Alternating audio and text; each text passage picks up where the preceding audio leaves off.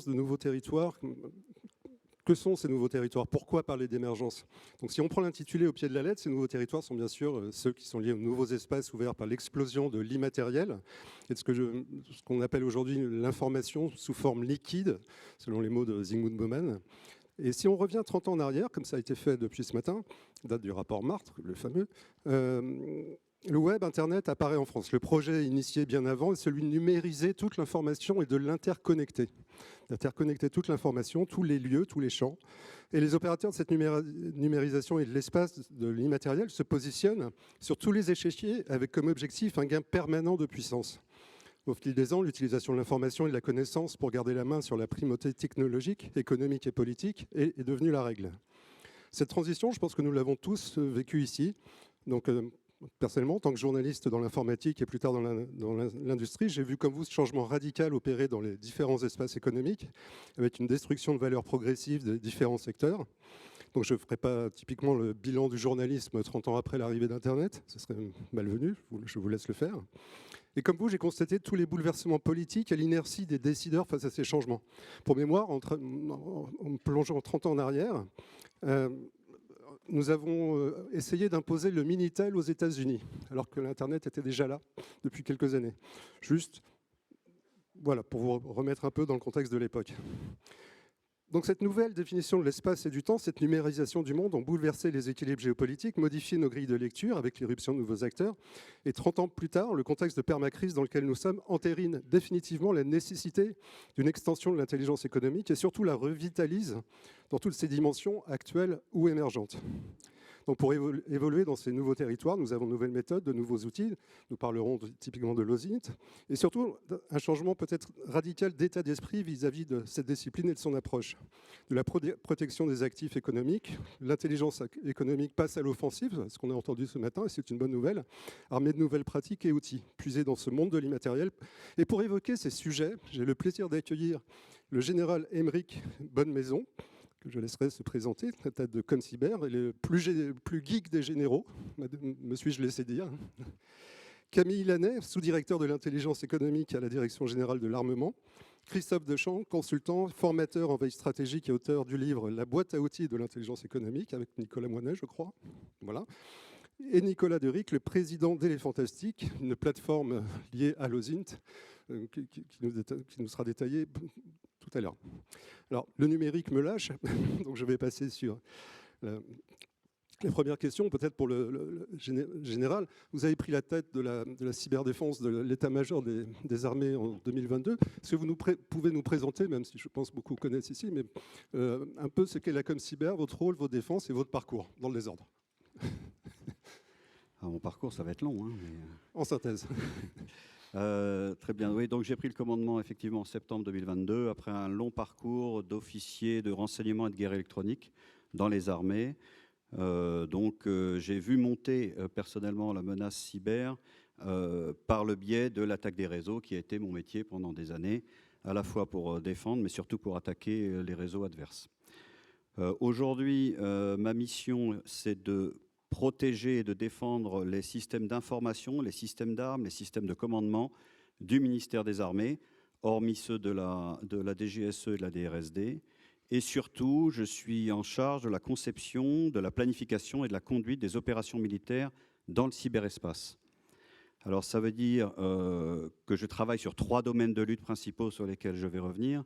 Mais au préalable, je voudrais juste un petit peu redéfinir le cyberespace parce qu'on en a 15 000 définitions. D'ailleurs, elles sont toutes un peu vraies, donc c'est la somme de toutes, la synthèse qui est valable, mais on la définit généralement en couches, ce qui est assez simple, 3 couches, la couche physique, qui est celle des serveurs, des antennes, des câbles sous-marins, qui permettent donc, c'est la couche visible, je dirais, du cyberespace. Vous avez la couche logicielle, que vous connaissez tous et que vous maîtrisez, c'est celle des outils et des programmes. Et puis, il y a la couche informationnelle et sémantique, qui est un peu au cœur du débat aujourd'hui, qui est celle, pour moi, des réseaux sociaux essentiellement et des services sur Internet. Ma mission, vous l'avez entendu, elle n'est pas sur l'intelligence économique. Donc, je viendrai un petit peu sur le sujet, bien sûr, mais ce n'est pas mon cœur de métier aujourd'hui, directement. En revanche, je peux revenir sur les 3 domaines de lutte sur lesquels on a œuvré, parce que c'est une singularité française d'avoir regroupé dans une même main ces 3 domaines de lutte. Il y a d'abord la lutte informatique défensive, hein, qui est assez naturelle. C'est comment je supervise mes réseaux, j'assure même une hypervision de l'ensemble des systèmes, je cherche à détecter, à caractériser et à remédier le cas échéant pour des attaques qui ont pu être conduites, soit en cybercriminalité, mais dans les armées, on est un peu moins concerné, mais surtout par des cyber-attaquants de nature étatique ou services de renseignement.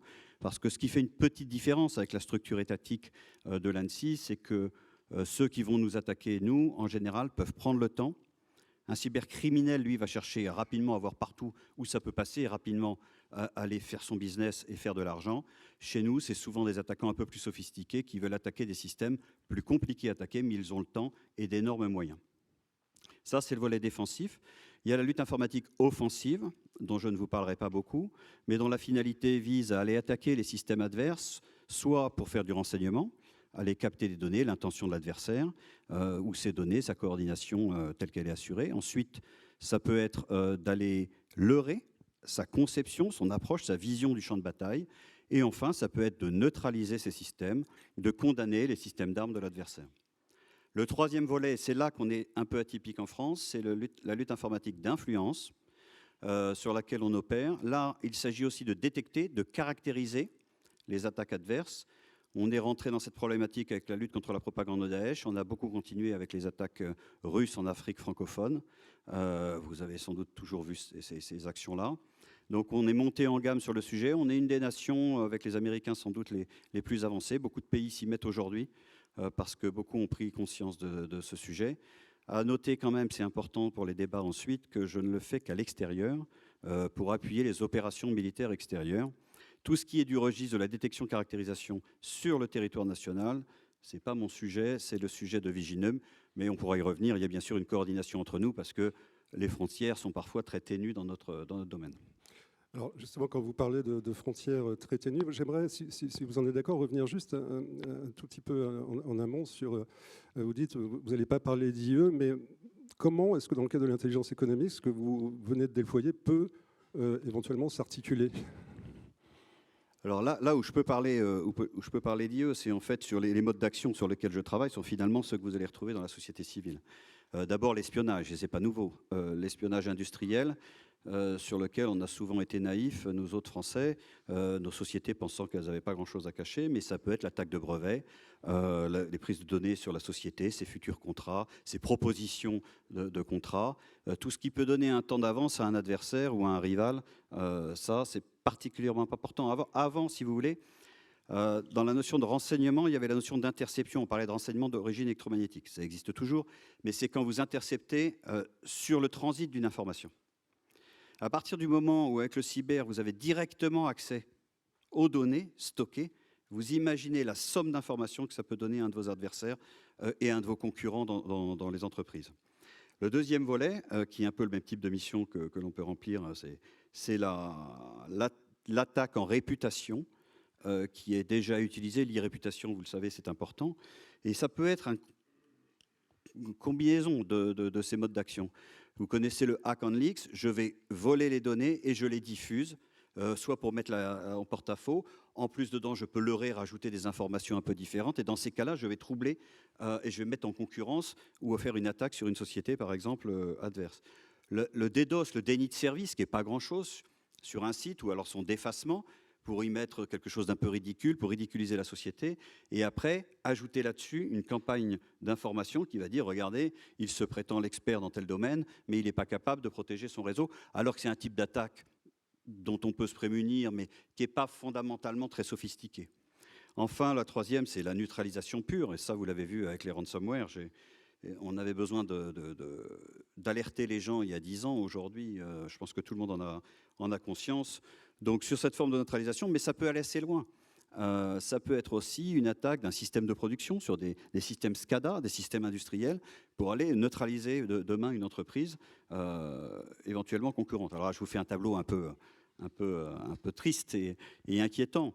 En tout cas, ces modes d'action sont possibles par le cyberespace. Vous parliez des attaques conjointes, justement, entre une attaque cyber et une attaque d'influence. Est-ce que ce procédé, ce dispositif de couplage est systématique et est-ce qu'il est efficient? Je pense typiquement aux attaques qu'il y a pu y avoir contre l'Ukraine, les cyberattaques qui ont été couplées avec énormément d'attaques informationnelles de la part des Russes. Est-ce que ça, c'est quelque chose aujourd'hui qui rentre dans une forme de banalité dans les attaques et est-ce que c'est finalement efficace, efficient? Oui, c'est très efficace. Et en plus, vous n'avez pas forcément besoin d'être l'expert dans chaque domaine. En fait, la combinaison des deux, si elle est bien articulée et bien synchronisée, la notion de temps et de synchronisation dans le cyberespace est très importante. Et là, quand c'est bien opéré, oui, c'est performant. Et les experts un peu dans ce domaine, même si la synchronisation n'a pas toujours été parfaite, mais ce sont les Russes, puisqu'ils parlent, eux, de guerre informationnelle, où le cyber et l'influence par les réseaux sont déjà natifs dans leur conception du sujet. Alors, parce qu'on parle d'influence, je vais me tourner vers Camille Lannet.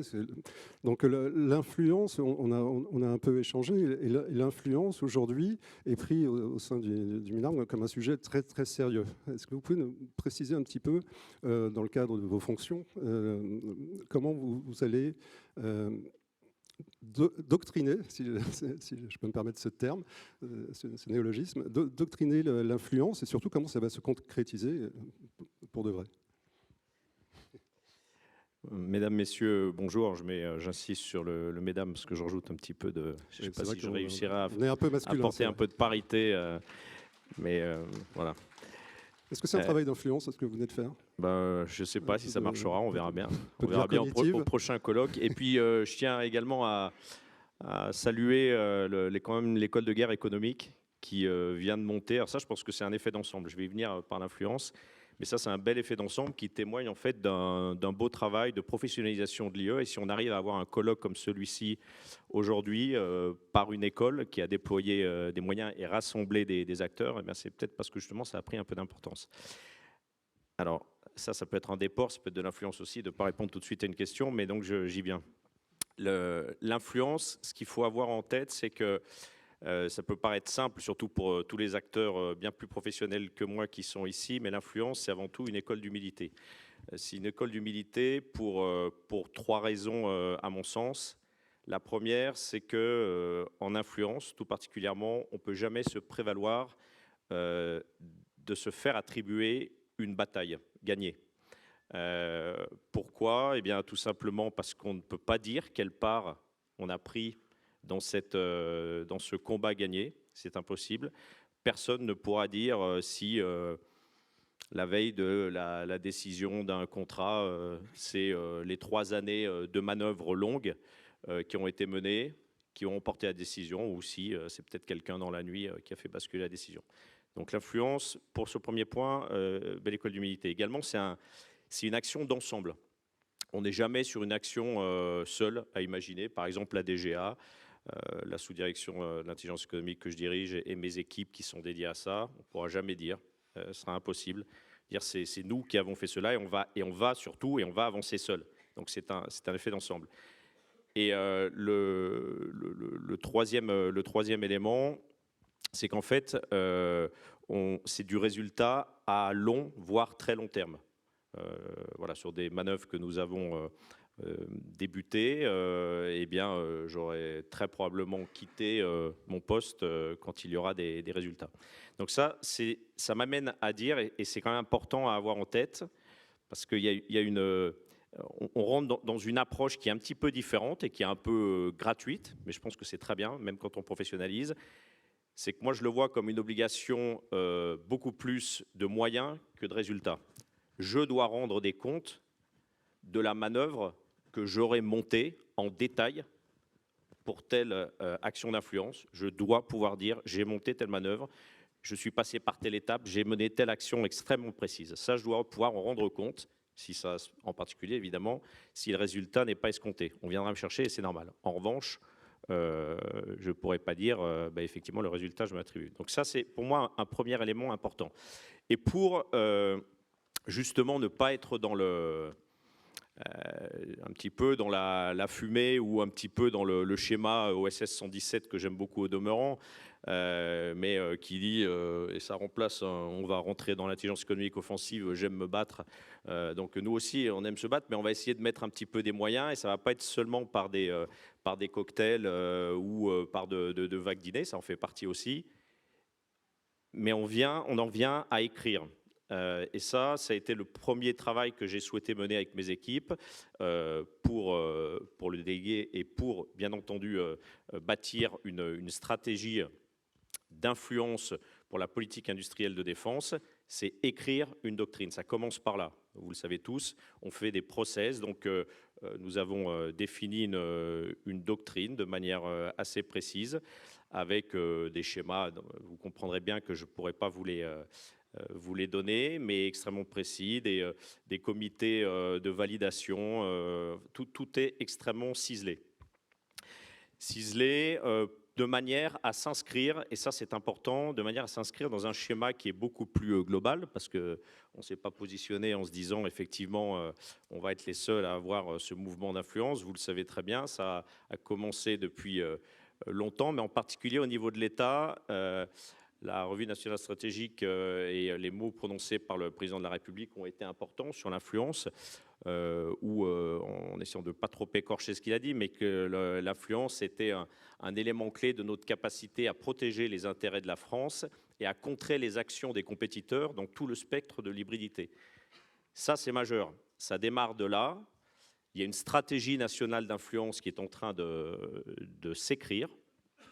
Au cœur de cette stratégie nationale d'influence qui, évidemment, embarque les ministères principaux qui sont concernés. Le ministère des Armées lui-même déploie une écriture à plusieurs mains, avec, on le devine aisément, l'état-major des armées, la DICODE, donc la direction de la communication de défense, la Direction générale des relations internationales et de la stratégie, la DGSE et nous, la DGA. Cette écriture à plusieurs mains permet de déterminer une stratégie qui est cohérente, dans laquelle nous venons nous inscrire. Et au sein de la DGA, ce qui est important de noter, donc cette stratégie, elle se déploie dans notre couloir de nage, bien entendu, il est important, mais uniquement dans notre couloir de nage, qui est celui de la politique industrielle de défense. Et de manière globale, on est en attache extrêmement étroite avec la fonction anticipation stratégique de la délégation, de la Direction générale de l'armement. D'accord. Vous parliez de couloir de nage, mais est-ce qu'il y a des secteurs que vous suiviez de plus près? Est-ce qu'il y a des compartiments sur lesquels vous allez vraiment opérer de manière beaucoup plus drastique que sur un champ, on va dire, plus vaste? Alors, nos regards, bon, je ne pourrais pas rentrer là aussi, vous comprendrez, donc je suis un peu désolé de ne pas vous déployer nos axes, mais je pense que vous le comprendrez bien. Maintenant, de manière assez logique, mais à bien repréciser, puisque nous inscrivons et nous assumons tout à fait de rentrer dans une stratégie d'influence, qui est important. L'État, et donc tout particulièrement pour la politique industrielle de défense, donc c'est important de le dire. On va dire qu'il y a parmi les sujets auxquels nous portons un intérêt tout particulier, eh bien, il y a celui évidemment de la protection de nos intérêts de souveraineté industrielle, et en particulier à l'Europe. Donc, si je prends un exemple assez particulier, tout ce qui pourrait porter une atteinte à nos possibilités d'export, donc un contrôle d'export des armements qui soient un peu trop poussés, qui soient un peu trop réglementés au niveau de la Commission européenne, nous y sommes particulièrement attentifs. Vous comprenez bien, quand je dis particulièrement attentifs, vous imaginez derrière des réflexions et peut-être des manœuvres sur l'influence qui pourraient être pensées, parce que nous voulons faire avec l'Europe. Et l'intérêt, c'est de faire avec l'Europe, c'est de ne pas créer de l'influence, ce n'est pas du blocage, ce n'est pas non plus convaincre, mais c'est surtout essayer d'embarquer et d'être persuadé que tout le monde, surtout au moment où on crée un véritable effet d'ensemble sur la base européenne, la BITD européenne, on a cette nécessité de regarder précisément ce spectre-là. si je reste sur le spectre de l'Europe, il y a aussi celui des normes. Alors, je passe sur le champ aussi de l'OTAN. Tout ce qui va être, et ça a été abordé par le député Bernard Carayon, enfin l'ancien député Bernard Carayon ce matin, très justement, c'est celui qui est derrière la plume. Et ça, on le sait très bien. C'est celui qui est derrière la plume. Il y a d'autres pays qui l'ont pensé avant nous, qui portent cette influence. Donc, l'attention portée sur les normes. Et puis, un autre sujet auquel nous portons également une grande attention, parmi d'autres, c'est celui de l'influence forte. Donc là, on est un peu à la fois dans la contre-influence, mais dans l'influence qu'on va devancer, celui qui est porté par certaines ONG. Donc on peut considérer le militant de l'ONG comme étant peut-être un peu naïf, embarqué, idéaliste, si on le présente comme ça. En tout cas, instrumentalisé. Voilà, alors c'est pour ça que l'autre sujet qui est un peu plus ennuyeux, à côté du militant embarqué et un peu, dans son schéma d'idéal, c'est qu'effectivement, il est instrumentalisé parfois, et très souvent d'ailleurs, par des États sur lesquels on a à mener une action et de véritables manœuvres d'influence. Merci beaucoup, Camille. Donc, on évoque l'influence. Donc, c'est un vaste sujet. Donc, c'est travailler sur les perceptions, sur l'univers informationnel et cognitif. Christophe, tu es spécialiste de la veille et de l'information. Comment tu vois aujourd'hui ce champ de l'influence dans le cadre de l'évolution de l'intelligence économique, parce qu'on a vu que l'influence, grâce aux travaux d'experts ici présents, l'influence est devenue réellement un vrai champ. Et surtout, aujourd'hui, on voit que tout ce champ informationnel, toute cette guerre cognitive, se fait via des contenus surabondants, pollués par la désinformation et l'intelligence artificielle. Donc comment, de ton point de vue d'expert, tu vois l'évolution de ces sujets 30 ans après le rapport? Marthe. Je vais juste, si je fais un très rapide retour en arrière par rapport à ce que tu disais tout à l'heure en introduction, c'est vrai qu'il y a quelque chose d'étonnant, c'est l'année 1994, pardon, je vais y arriver, a été également la publication du rapport Terry. Le rapport Terry, c'était le rapport sur les autoroutes de l'information qui avait été demandé. C'est assez surprenant de voir que c'était très concomitant, en fait, cette émergence de l'intelligence économique avec ce rapport. Autoroute de l'information, ça nous dit évidemment quelque chose sur la veille. À partir du moment où de l'information est captable, ça a été le début de l'émergence des métiers de la veille. Attention, je ne dis pas que c'est les débuts de la veille, puisqu'on en faisait déjà depuis longtemps en France, notamment de la veille technologique et de la veille concurrentielle et commerciale, mais c'est vrai qu'on a vu arriver ici les outils de surveillance comme des Strategic Finder de Digimind ou des Datops, et on a eu des métiers aussi qui se sont créés autour de ça. C'est-à-dire qu'en fait, on est passé d'une veille donc, qui était un peu technique, un peu basée sur les brevets, à une veille basée sur le web.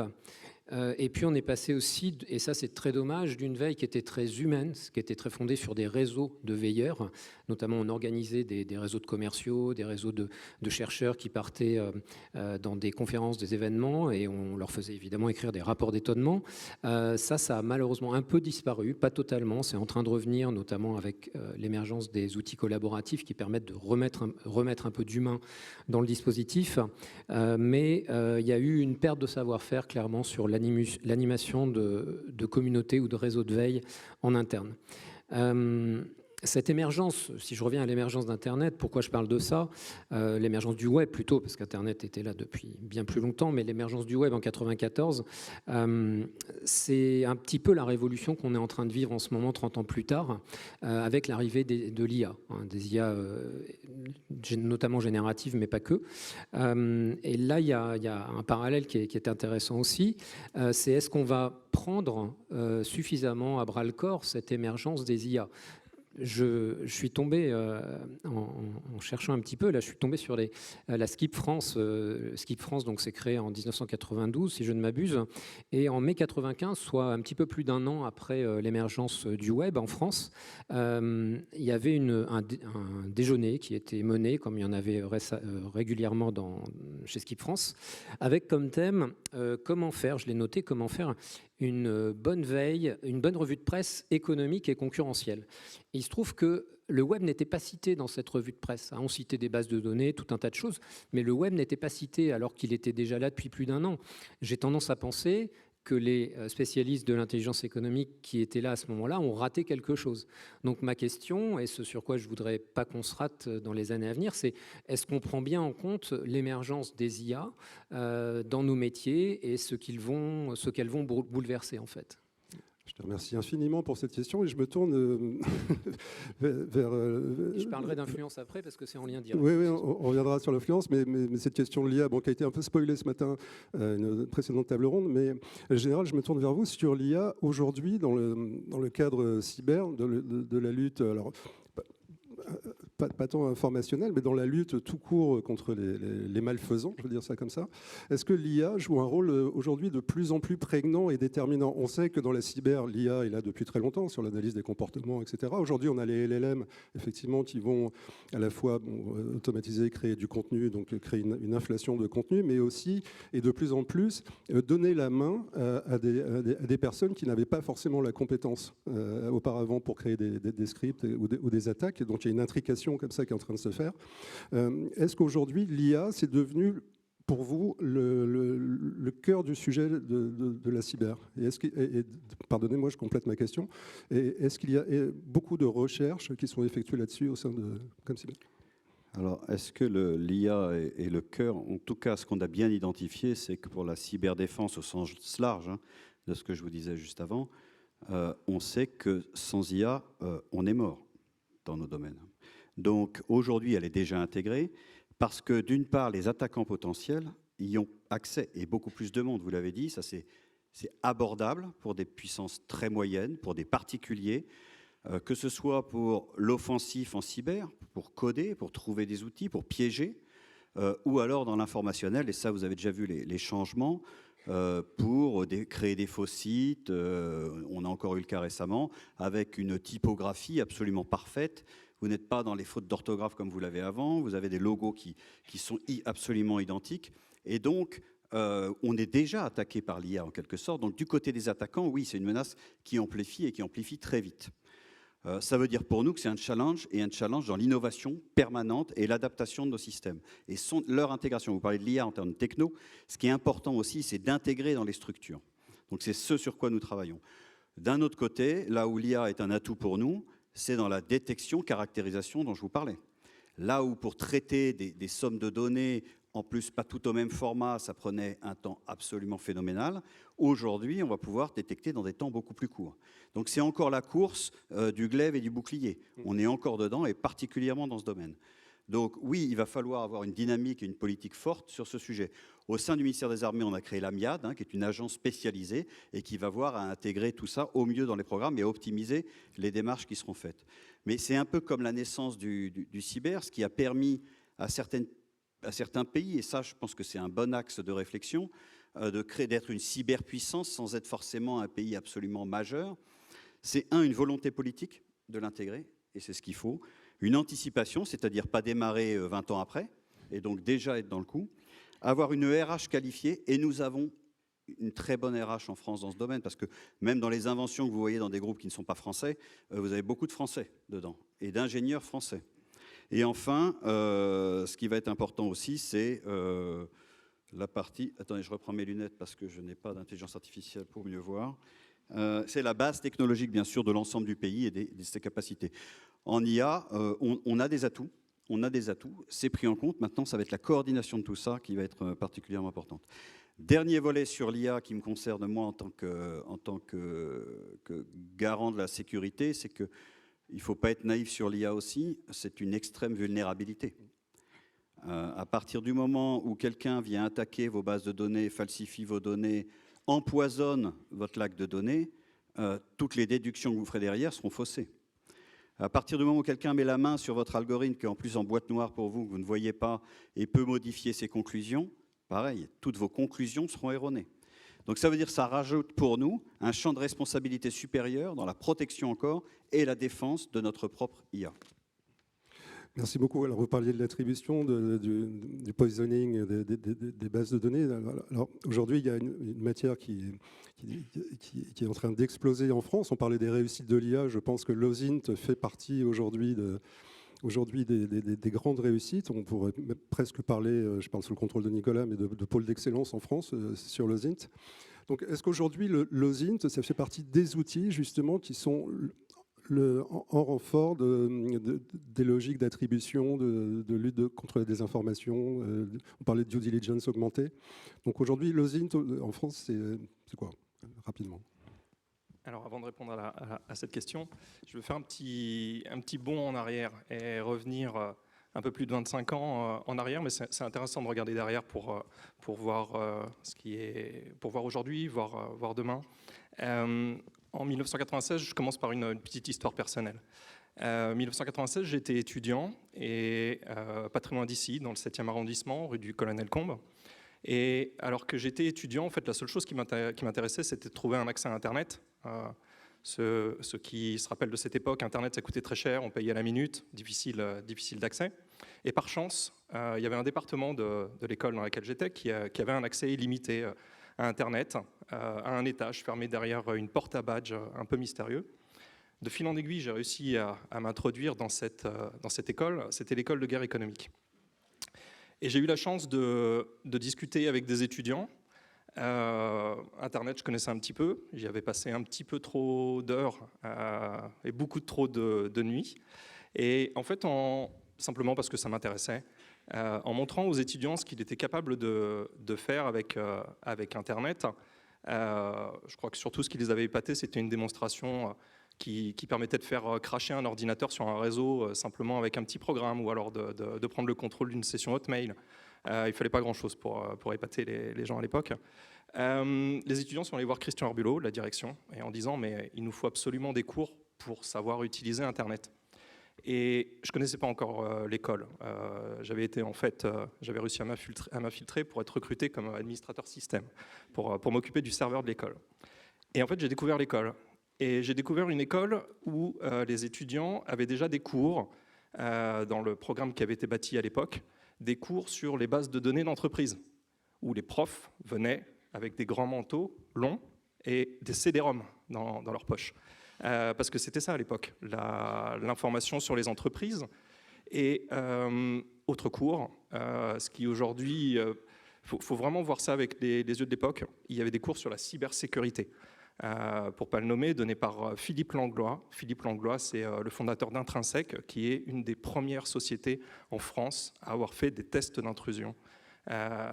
Première société connue sur ce domaine. Donc Philippe Langlois qui venait parler aux étudiants de piratage de défense. Je ne suis pas encore certain avec le recul que tout le monde ait bien compris et saisi tous les cours de Philippe à cette époque. Et je vous dis ça parce que j'en suis venu à enseigner aux étudiants en fait une chose toute simple, qui pour moi était toute simple, c'était la recherche d'informations sur Internet. Et ce qu'aujourd'hui on va appeler OSINT, mais la question se pose, c'est est-ce que quand j'utilise un moteur de recherche, je suis en train de faire du renseignement en source ouverte ? Je pense que non. On n'est pas tous des spécialistes de l'OSINT simplement parce qu'on a Google sur notre téléphone et parce qu'on utilise Internet tous les jours. L'OSINT, c'est quelque chose de plus que de simplement utiliser Internet.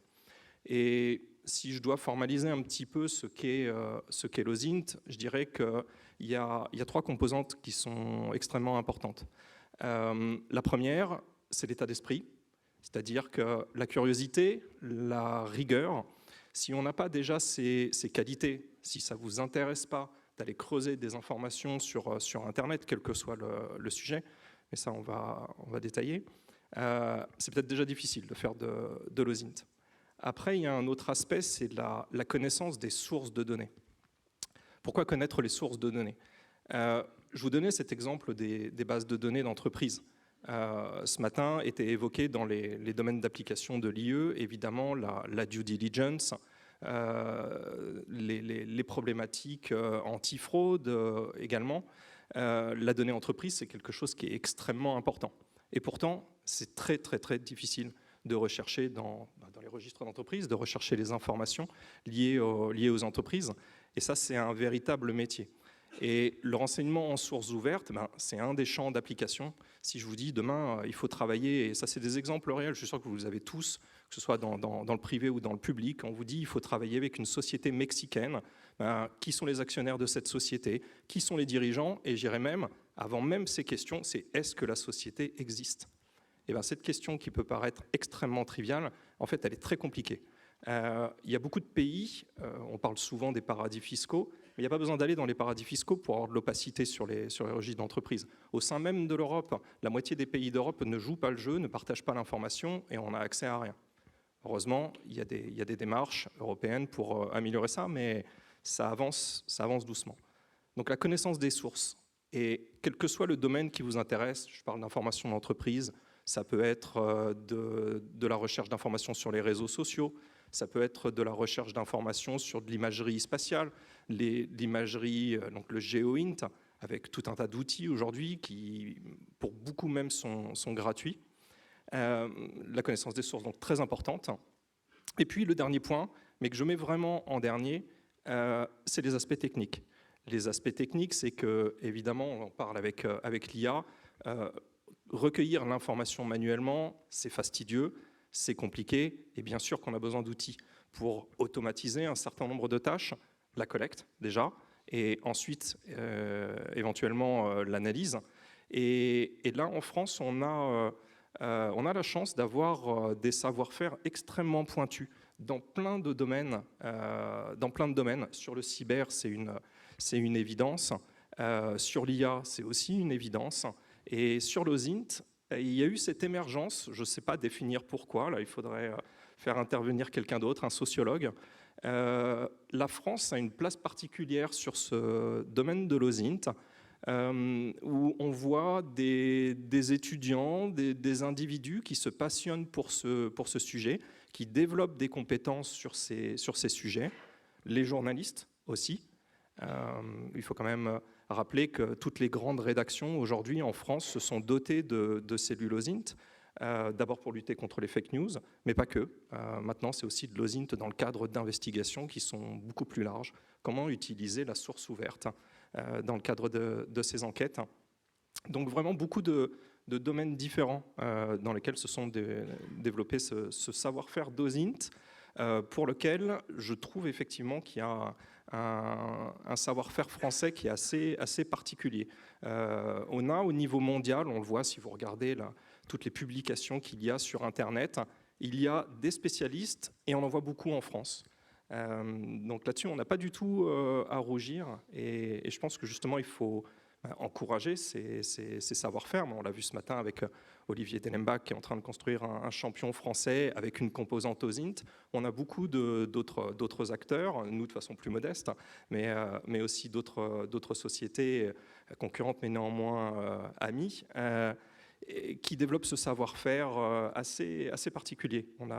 Il y a une place pour la France dans ce jeu.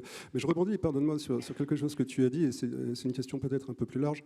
Tu dis on a énormément de compétences en intelligence artificielle, on a beaucoup de compétences techniques, mais quand on regarde un peu qui dépose des brevets, qui est à la manœuvre et qui finance, ça ne donne pas cette impression-là.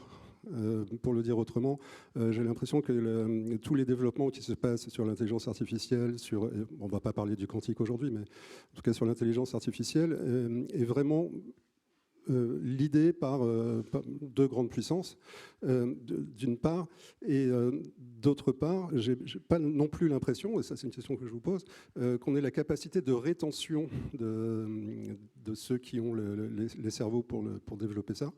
Et j'ai une troisième question, qui sera pour le général, justement sur l'articulation peut-être entre le public et le privé sur la recherche et développement. Peut-être juste pour répondre sur le premier aspect sur les investissements, évidemment le montant des investissements aux États-Unis, en Chine, sans aucune commune mesure avec le montant des investissements en Europe, mais encore, je ne suis pas sûr, sur l'IA peut-être, il y a besoin de beaucoup de moyens, et encore, on est en train de voir émerger des sociétés françaises sur l'IA, où le facteur financier n'est pas forcément déterminant. Sur l'OSINT, il y a quand même quelque chose qu'il faudrait souligner, c'est que là, ce n'est pas une problématique de financement, ce n'est pas une problématique de moyens mis en R&D, c'est qu'il y a effectivement une asymétrie et qui est plutôt du côté légal, sur ce qu'on a le droit de faire. il est évident que les sociétés américaines, les sociétés israéliennes ne jouent pas du tout avec les mêmes règles du jeu que nous. Je vais vous citer juste un exemple, parce que ça concerne tout le monde. Vous avez tous un smartphone, vous avez tous téléchargé au moins entre 15 et 20 applications sur vos téléphones. Si certains d'entre vous utilisent des applications de type Caller ID, un Caller ID, c'est une application que vous téléchargez sur les stores, Android, Apple, qui va vous permettre d'identifier vos interlocuteurs quand vous avez un numéro de téléphone qui vous appelle, vous dire si c'est du spam, vous donnez le nom de la personne. Comment est-ce qu'elles fonctionnent, ces applis? Il n'y a pas de magie. Le nom, il vient bien de quelque part. Il faut juste avoir conscience que quand vous installez une application comme ça, type Caller ID, Truecaller, si ça peut vous parler, mais qui est Truecaller pour le coup est plus disponible en France. Vous acceptez les termes et conditions de l'application avant de l'installer, c'est évident. Mais en fait, ce que vous ne vous rendez pas compte, c'est qu'en acceptant les termes et conditions de ces applications, vous donnez accès, pour ceux qui ne sont pas les pires, à votre carnet d'adresses, pour d'autres, à l'intégralité de votre smartphone. C'est une aberration. Et ces sociétés dont les leaders sont soit américains, soit israéliens, ont en gros sur leur site un logo RGPD compliant. Évidemment, bien sûr, oui, RGPD compliant. Ouais. Et c'est ça, ce sont des sociétés qui après vont revendre vos données à des sociétés qui font de l'agrégation de données personnelles en masse. Et on se retrouve avec des prestataires qui vendent de l'information personnelle, toujours basée dans ces mêmes pays, qui, eux, n'ont aucun problème avec le RGPD. Et ça va même plus loin, c'est qu'il y a eu, je ne vais pas rentrer dans les détails de l'histoire Lusha. Lusha, c'est une société de ce type qui achète de la donnée personnelle. Et concrètement, vous avez un plugin pour votre navigateur, vous allez sur LinkedIn, ça vous donne le mail ou le téléphone du profil LinkedIn. Comment est-ce qu'ils font cette magie?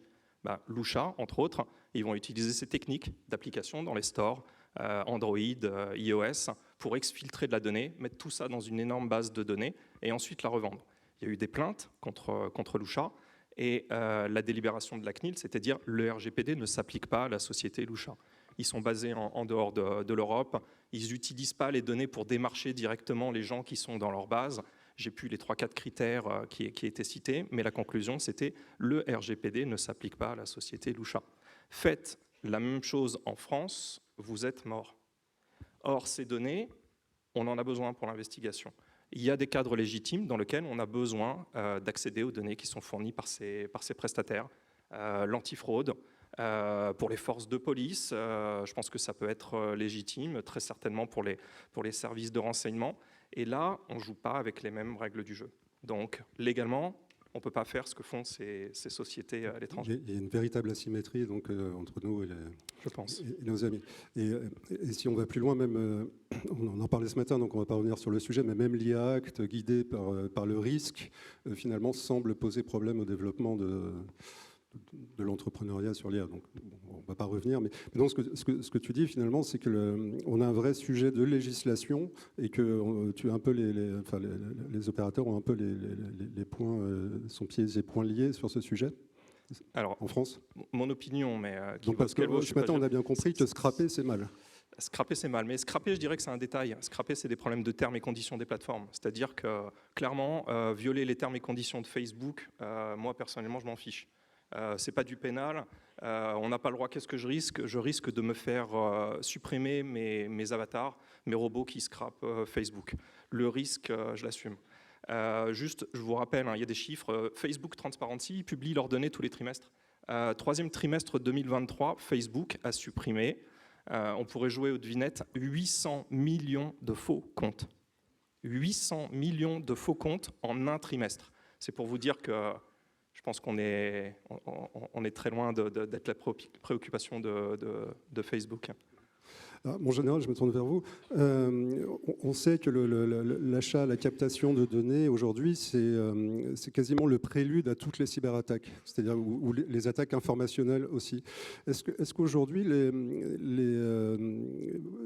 il y a un champ de surveillance justement de ces courtiers de data, de toutes ces applications qui aspirent de la data à travers les différents pays? Alors, je suis un peu perdu parce que vous m'aviez posé 2 questions avant. Oui, je suis désolé, c'est moi. Et donc, j'ai aussi celle-là. Je vais quand même répondre aux 2 précédentes, si vous voulez bien, sur le volet RH, parce que je pense que c'est un aspect clé En plus, c'est une école qui a monté cette journée, donc c'est important. Vous avez demandé pourquoi notre RH sortait, partait. Je pense qu'il faut affirmer davantage aussi les valeurs ou ce qui nous guide ou le sens. Nous, pour le recrutement, on n'a pas de difficulté pour le recrutement. Ce qui est plus dur, on ne va pas se mentir, c'est pour garder dans la durée parce qu'on n'apporte pas les salaires qui sont offerts dans le privé et encore plus dans les groupes étrangers. Mais aujourd'hui, il y a une recherche quand même, notamment chez nos jeunes, d'un équilibre de vie et d'avoir du sens dans leur action. Donc je pense qu'il faut oser l'affirmer, oser le dire. Nous, on est sur un modèle où maintenant, on va de plus en plus jeunes dans les écoles faire des captures de flag parce qu'il y a une ressource encore insuffisante. Toutes nos formations ne sont pas honorées aujourd'hui. Donc, il faut aller dans les écoles, peut-être même dans les collèges, faire des captures de flag, montrer que ces disciplines-là peuvent être ludiques, pas rébarbatives, mais très ludiques. Et qu'ensuite, on fait monter en gamme et on arrivera à amorcer. Nous, on accompagne des bachelors aujourd'hui avec un système de recrutement derrière. Et on s'aperçoit que beaucoup de jeunes, par exemple, ne poussaient pas la porte d'un CIRFA pour aller s'engager parce qu'ils voyaient la photo d'un beau légionnaire dans le désert, d'un pilote de chasse ou d'un officier de marine à la passerelle. Ils ne se projetaient pas là-dedans parce qu'ils n'en avaient pas envie ou parce qu'ils ne se jugeaient pas compétents pour ça.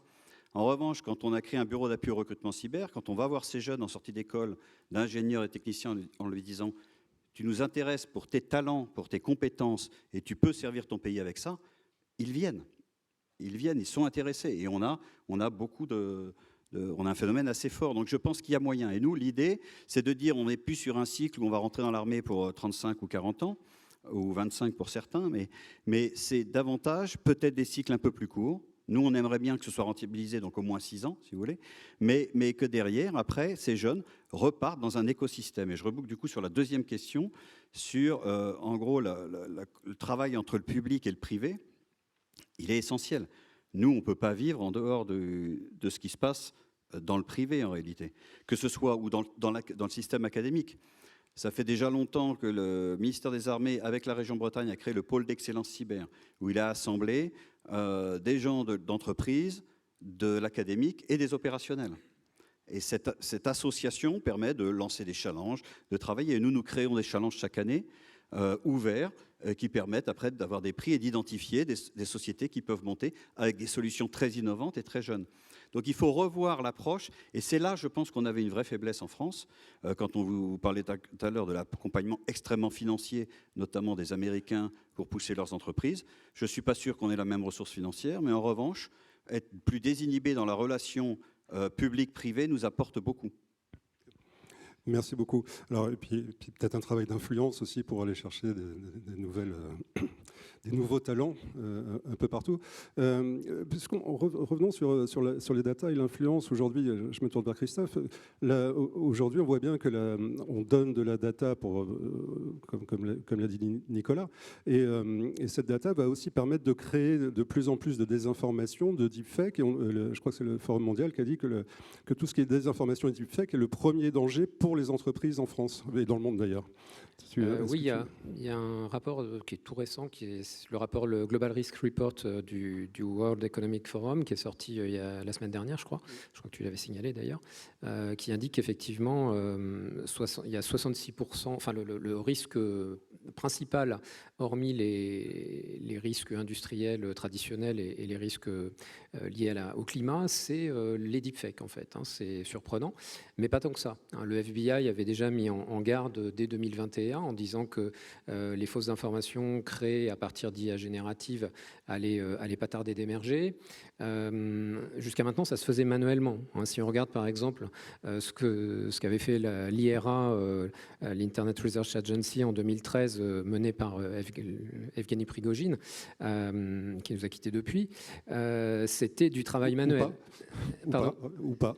Ouais, ou pas. Il y a débat. Dans l'idée de déstabiliser les élections américaines, c'était du travail manuel. On a retrouvé des annonces qui étaient publiées dans les journaux de l'époque, il y avait nourriture gratuite à la fin, pour aller écrire des documents, des contenus sur des blogs, sur des réseaux sociaux, etc. Tout ça est devenu totalement industrialisé, c'est-à-dire qu'avec les IA génératives, que ce soit les très connus ou d'autres, ça fait déjà un bon moment qu'il y a des campagnes qui sont automatisées et qui sont en plus... et qui deviennent, il y a eu une étude de l'Université de Lausanne qui est sortie la semaine dernière, c'est tout récent, qui montre qu'en fait, les contenu, les arguments proposés, notamment dans une discussion par des IA génératives de niveau de ChatGPT-4, de GPT-4, sont plus acceptés, sont mieux acceptés que lors d'une discussion d'humain à humain. Pourquoi ? Parce qu'on leur a donné un profil des personnes avec qui elles allaient discuter et on leur a demandé de les convaincre sur un sujet. Le taux de conviction est énorme par rapport à ce qu'un humain est capable de faire avec le même profil et les mêmes personnes. Donc ça veut dire que non seulement ces campagnes s'industrialisent, c'est devenu quelque chose qui est permanent quasiment, mais en plus elles sont de plus en plus personnalisées. Et c'est là où est le danger, c'est-à-dire qu'on va être capable de s'adresser à vous directement de tout un tas de manières différentes et d'être beaucoup plus précis. La question derrière tout ça qui se pose, si on prend un petit peu de hauteur, c'est jusqu'où on va continuer à faire confiance à l'information. François-Bernard Huyghe, le regretté François-Bernard Huyghe disait l'information, ça engendre, c'est la différence qui engendre la différence. Est-ce que l'information va encore engendrer la différence ou en tout cas est-ce qu'on va encore le percevoir? Si on est noyé dans une masse de désinformation et qu'on en a conscience, est-ce que finalement on ne va pas finir tous par prendre du recul en se disant finalement je rentre dans un mécanisme où je ne fais plus confiance à rien, j'attends que ce soit confirmé, avec évidemment le temps derrière qui passe et qui donc nous amène à ne pas prendre de décision. Donc est-ce que derrière ça, il n'y a pas aussi des risques pour nos sociétés démocratiques de plus faire confiance à la parole, quelle qu'elle soit, politique ou autre. Voilà, ça a des impacts qui vont plus loin finalement que nos préoccupations quotidiennes, mais c'est directement lié à nos problématiques. C'est directement lié, et il y a cette inflation informationnelle, et tu as raison, il y a cette logique de t'y croire, et j'ai l'impression que, et c'est une question que je pose de manière un peu ouverte, demain, même si on se projette dans très très peu de temps, comment gérer cette inflation informationnelle couplée à la défiance, à la défiance qui grandit de la même façon, et l'hostilité de nombreux groupes / États.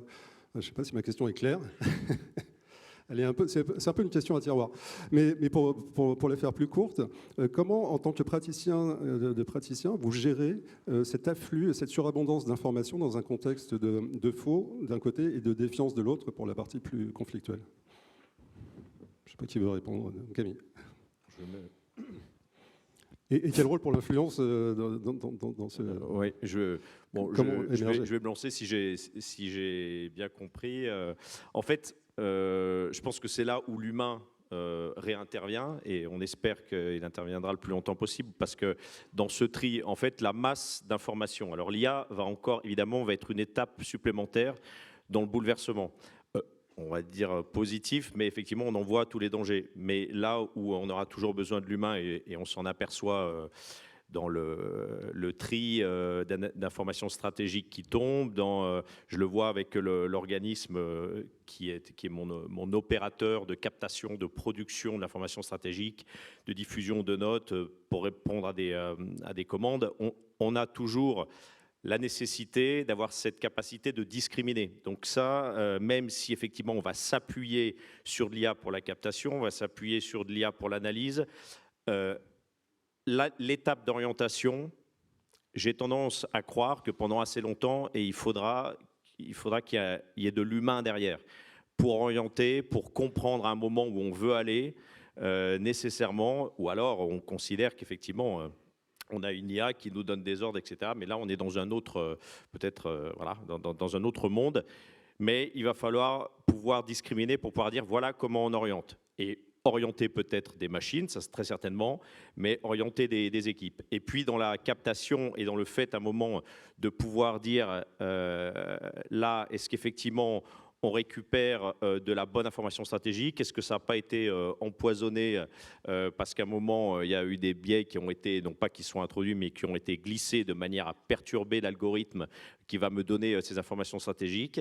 Eh bien, je pense que plus et mieux on formera aux outils IA qui vont naître, mais surtout à la capacité toujours à discriminer. Hein. C'est pour ça que... je connais bien un ancien chef de corps du 13e RDP qui aimait à dire, quand il faisait des interventions, nous, on est les spécialistes de l'intelligence non artificielle.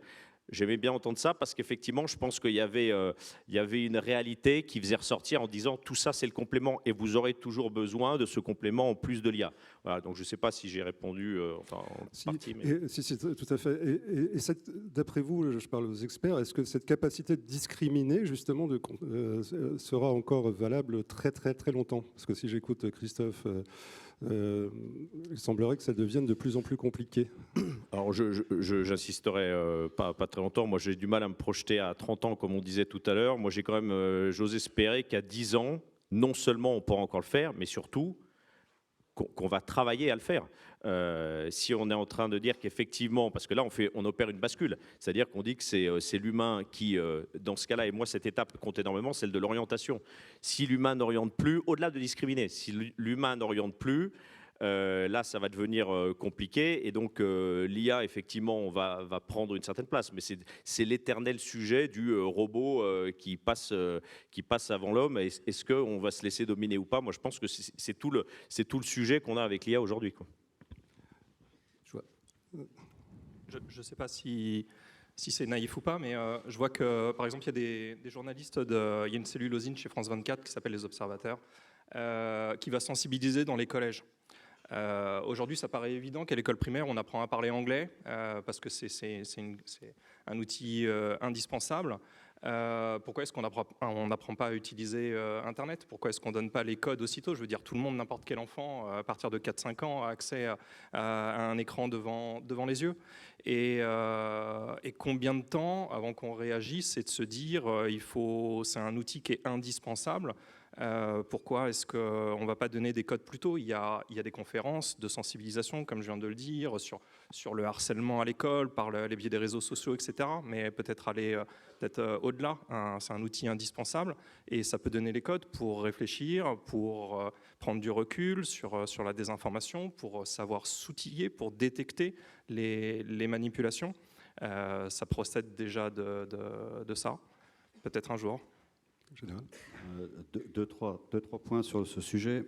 Sur la partie école, bon, on en rajoute toujours sur l'école, donc je pense que c'est quand même toujours difficile d'en rajouter encore. Mais bon, cela étant, il faut développer un esprit critique, c'est certain, et un regard critique. Et en fait, les jeunes sont beaucoup plus réceptifs qu'on peut le penser. Si on regardait Facebook il y a quelques années, il y a eu une vague, tout le monde mettait toutes les photos, tout et n'importe quoi sur son Facebook, se croyant, autant on bannissait tout ce que les services de renseignement pouvaient faire, c'était le mal absolu, autant tout ce qu'on donnait aux GAFAM n'était pas du tout scandaleux. Donc là, maintenant, il y a une sorte d'auto-éducation. Vous discutez avec des jeunes aujourd'hui, ils sont déjà un peu sensibilisés. Il faut certes aller plus loin. Il y a un autre sujet qu'on pourrait investiguer aussi, c'est, on l'a dit tout à l'heure, les jeunes en OSINT aujourd'hui, il y a beaucoup de passionnés. Et est-ce que, finalement, on ne peut pas créer quelque chose qui va nous aider à faire ce fact-checking et à révéler tout de suite une fausse information? Et derrière, des réseaux qui se mettent en place après avec une sorte de tagage. Alors, ça peut être par des ONG parfois, ça peut être étatique, en fonction du niveau de confiance que ça nécessite, mais peut-être pour aller très rapidement identifier et qu'une unité ou une présentation ou un site qui est tagué, qui est repéré pour faire du fact-checking, soit blacklisté, entravé, ou que, au moins, la photo, l'information ne puisse pas être répertoriée. Il y a des mécanismes qui existent un peu. Après, c'est les outils, mais je vous ai dit, on ne peut pas vous dire s'il y a 10, 20, 30 ans, on va y arriver. Ce qui est certain, c'est qu'on va y arriver 3 jours, et puis 3 jours après, il y aura un contre, et puis demain, le 3 jours suivants, il y aura encore. Et donc, ça veut dire qu'il faut avoir en revanche des mécanismes. Vous parliez de lien avec l'innovation, entre les opérationnels et ceux qui innovent. Il faut que ce lien soit très rapide, concret. On parle développement opérationnel, souvent, d'accompagnement. Il faut que les équipes techniques et les équipes opérationnelles soient ensemble pour être capables de faire ces mises à jour extrêmement rapides et de suivre ce tempo qui ne va pas s'arrêter. Christophe ? Il y a deux choses que je veux dire là-dessus. La première, c'est sur le développement de l'esprit critique. Il y a une chose qu'il faut qu'on retrouve absolument en France, il y a des chiffres qui sortent là-dessus depuis pas mal de temps, c'est le goût pour la science, pour les sciences dures. Déjà, bon, ça aide à l'esprit de raisonnement, mais c'est aussi le goût pour la philosophie. En tout cas, le fait, les humanités sont là, on a tout ce qu'il faut pour avoir l'esprit critique. Ça fait 2000 ans qu'il y a des gens qui réfléchissent là-dessus, on a vraiment tous les outils. qu'est-ce qu'on peut rajouter à tout ça en tant que veilleur ou en tant qu'analyste? On peut rajouter les techniques d'analyse structurée, les SAT. Il y a tout ce qu'il faut aussi. SACH, ACH, c'est des choses qui commencent à être connues quand même et que les anglo-saxons utilisent depuis tout le temps. Ça ne veut pas dire qu'il faut le faire en permanence, mais ça veut dire que ça peut parfaitement faire partie de la boîte à outils permettant d'ouvrir l'esprit critique d'un peu tout le monde. Et puis deuxième point, sur les étudiants, mais aussi sur les veilleurs déjà en poste depuis longtemps, il faut absolument les habituer à l'IA. Pour les étudiants, je n'ai pas trop de doutes là-dessus. Je parle des IA génératives de type ChatGPT. Ça veut dire commencer à les faire travailler avec. Par exemple, quelque chose qui marche bien dans les formations, que ce soit pour des étudiants ou pour des veilleurs déjà confirmés, c'est de faire des challenges, de les faire se challenger avec l'IA. Par exemple, vous parliez d'orientation du cycle tout à l'heure. Quand je fais faire un plan de veille à mes étudiants ou à des veilleurs à qui je demande faites-nous un plan de veille sur tel sujet, derrière, je leur dis, OK, maintenant que votre plan est fait, on va recommencer. Vous allez demander à ChatGPT ou ce que vous voulez de vous faire aussi le plan sur le même sujet. Et qu'est-ce qui se passe la plupart du temps? La plupart du temps, ça enrichit leur compréhension du truc parce que l'IA, elle aura amené des dimensions, des éclairages. Quand je dis éclairage, c'est à prendre avec de la distance. Elle n'analyse rien, l'IA. Mais elle aura amené des éclairages potentiels qu'ils n'avaient pas eu. Donc c'est en ça que c'est intéressant. Quand on utilise bien les outils, comme toujours, on peut en tirer quelque chose. Mais évidemment, il ne faut pas mettre la charrue avant les bœufs. D'accord. En vous écoutant, j'ai l'impression qu'il y a un côté de gamification un peu de l'éducation et que ça va passer par là pour cultiver, que ce soit l'esprit critique, en général, vous voulez réagir sur la gamification. Si on se... le temps tourne très très vite. Les nouveaux champs de l'intelligence économique, donc aujourd'hui nous sommes en 2023, comment vous voyez, si on se donne rendez-vous, et je reprends la question de François de ce matin, si on se retrouve dans 30 ans, c'est les nouveaux champs de l'intelligence économique, qu'est-ce que ça aura donné et d'après vous, qu'est-ce que ça pourrait être au regard des trajectoires actuelles? Bon, moi, je commence. Moi, je vais simplement prononcer un vœu. J'espère qu'il n'est pas pieux, mais tout simplement, j'espère que dans 30 ans, en particulier sur le champ de l'influence, uniquement sur le champ de l'influence, qu'en fait, l'effet d'ensemble soit vraiment opéré. C'est-à-dire qu'on s'aperçoit que, et ça, je rends hommage parce que ça nous a beaucoup inspiré à ce qui a été fait par les acteurs privés. Et puis, on s'inspire beaucoup, il faut toujours le faire, de ces... regardez ce que fait, on dit chez les militaires, regardez ce que fait l'ennemi, mais regardez ce que font nos compétiteurs. Donc c'est très inspirant pour nous, essayer d'aller voir au plus loin. Et donc le fait de regarder les acteurs privés, eh bien, c'est de me dire, j'espère qu'on aura un véritable effet d'ensemble, c'est-à-dire un couplage réel, mais on commence à mettre en place. Là, je suis vraiment désolé de ne pas pouvoir détailler, mais c'est un mauvais teasing, mais en tout cas, qu'il y ait un vrai couplage entre acteurs privés, cercle de confiance, ou bien entendu, quand je dis acteur privé, c'est au sens large, think tank, cercle de réflexion dans les écoles, cabinet de conseil, dont on se rapproche de plus en plus. Bien entendu, les maîtres d'œuvre industriels qui ont des cellules qui sont de plus en plus éprouvées, et l'État qui avance dessus. La force de l'État. Je ne dis pas ça parce que ça fait 32 ans que je suis au service de l'État et donc forcément je suis un tout petit peu stockholmisé, mais la force de l'État, c'est qu'à un moment, c'est lui qui dit « venez travailler avec nous, on veut y aller » et aujourd'hui on a cette volonté d'y aller sur l'influence, on veut vous embarquer, on sait que vous avez ces compétences que nous n'avons pas, donc ce n'est pas tant...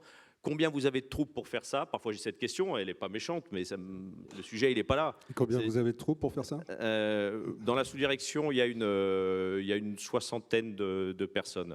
Mais encore une fois, ça ne veut rien dire. Il y a le faire, il y a le faire-faire.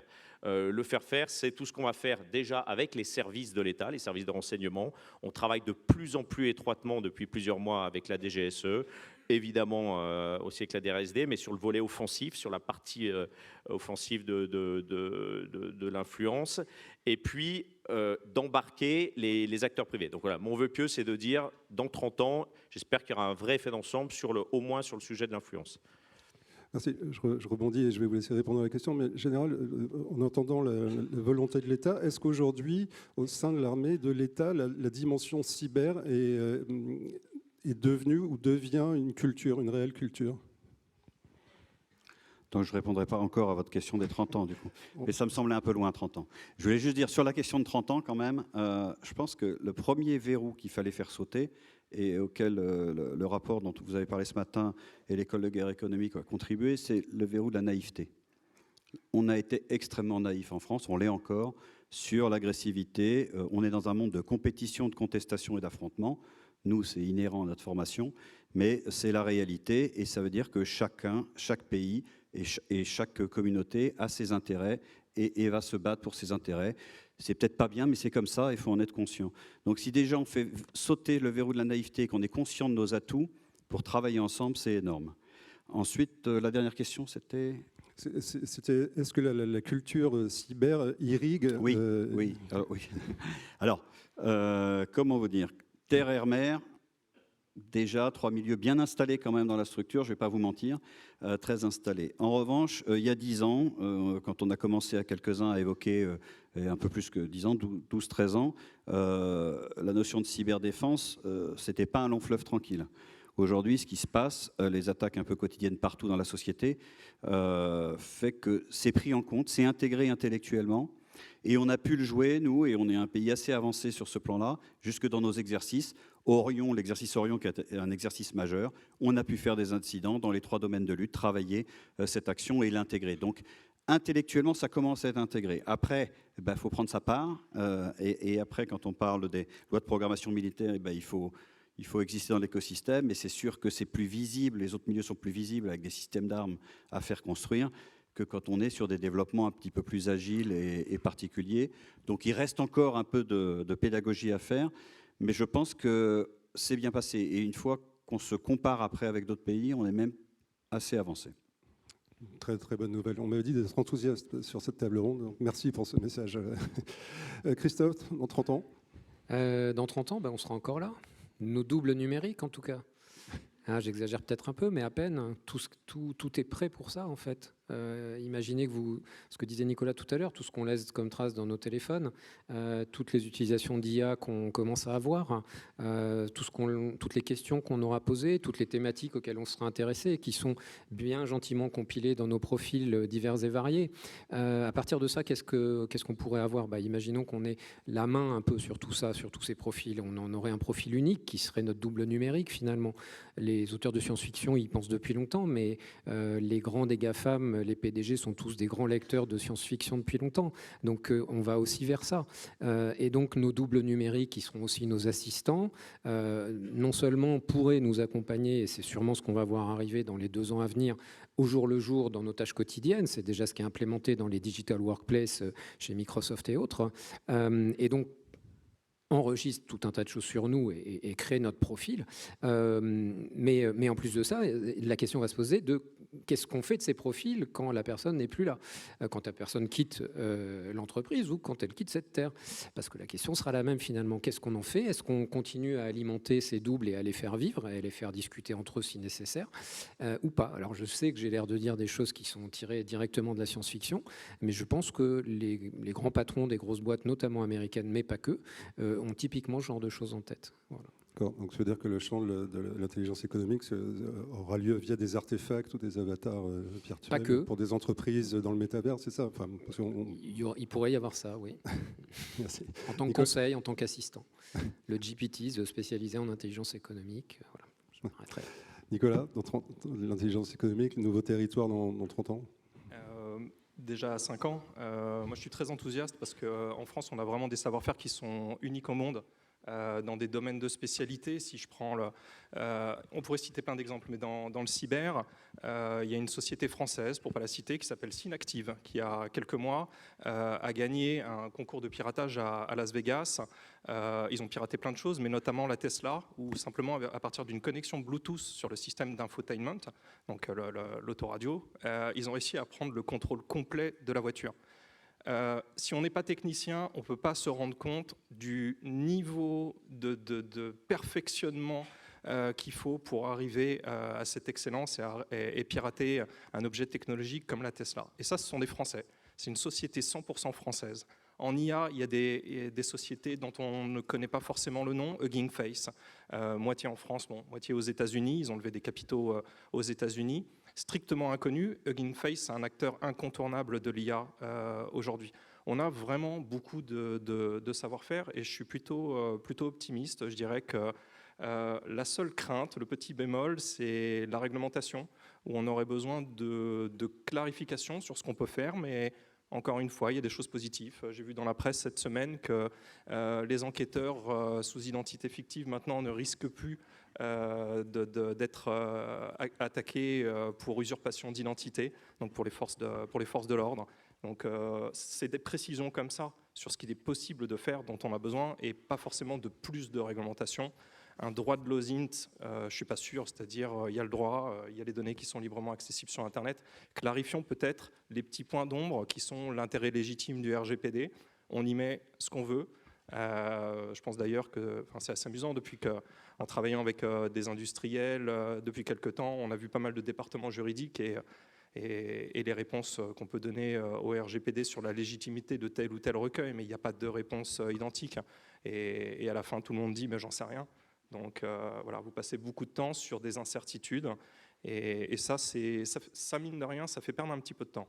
On pourrait avancer plus vite sur ces aspects, mais j'y crois. Merci beaucoup. Est-ce qu'il y a des questions dans la salle? Oui. Monsieur.